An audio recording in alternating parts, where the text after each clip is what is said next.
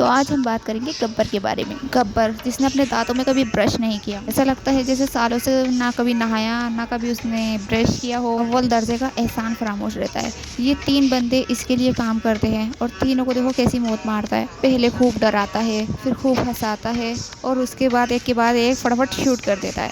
और ये जो लोग देख के हंस रहे हैं ना, ये भी ये नहीं सोचते कि हमारे साथियों को ऐसे हंसा के मार दिया, कभी हमें भी ऐसे ही हंसा के रुला रुला के मार सकता है। इसका मतलब ये है कि गब्बर ने बिना दिमाग वाले बंदे पाल रखे हैं और गब्बर को इनको मारने में अफसोस भी नहीं होता। ये भी नहीं सोचता ये बंदे मर जाएंगे तो मेरे लिए काम कौन करेगा, मेरे लिए गांव से भीख मांग के कौन लाएगा। मतलब ना, अव्वल दर्जे का एहसान फरामोश है इंसान है ये गब्बर। भाई हमारे लिए तो कोई जरा सा भी कुछ काम कर देता है ना तो हम उससे थैंक यू बोलते हैं, लेकिन ये देखो कैसे गोलियां मार देता है बेरहमी से। असल में गलती इसके पेरेंट्स की है जिन्होंने कभी इसे मैनर्स ही नहीं सिखाए। और ये देखो ठाकुर, इसने दोनों हाथ काट दिए और ये वीरू को रोक देता है कि नहीं इसे मैं मारूंगा, जबकि इसे हाथ नहीं है। तो जूतों में कीले लगा के गब्बर को मारने के लिए आता है, पैरों से मारता है उसे, अपने जूतों से मारता है। और ये बैड मैनर्स गब्बर इसे कहता है कि तेरे तो हाथ काट के फेंक चुका हूँ, तू कैसे मारेगा। तो वो भी दिखा देता है कि ले मेरे पैरों का जलवा देख। यहाँ तक तो ना ठाकुर को अपना सारा बदला याद रहता है कि इसी कैसे इसने इसी पूरी फैमिली को मार दिया, किस बेरहमी से इसके पोते तक को नहीं छोड़ा, उसको भी मार दिया।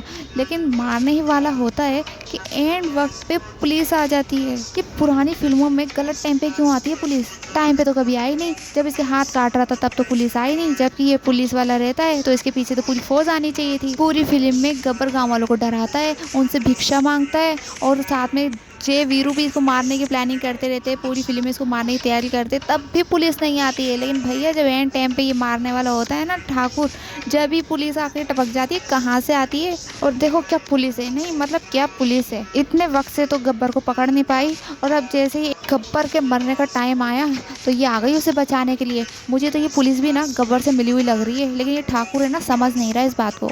अरे ठाकुर भाई कम से कम गब्बर के हाथों काट देता, खाली हाथों को जख्मी कर दिया, आधा बदला तो ले लेता कम से कम अपना।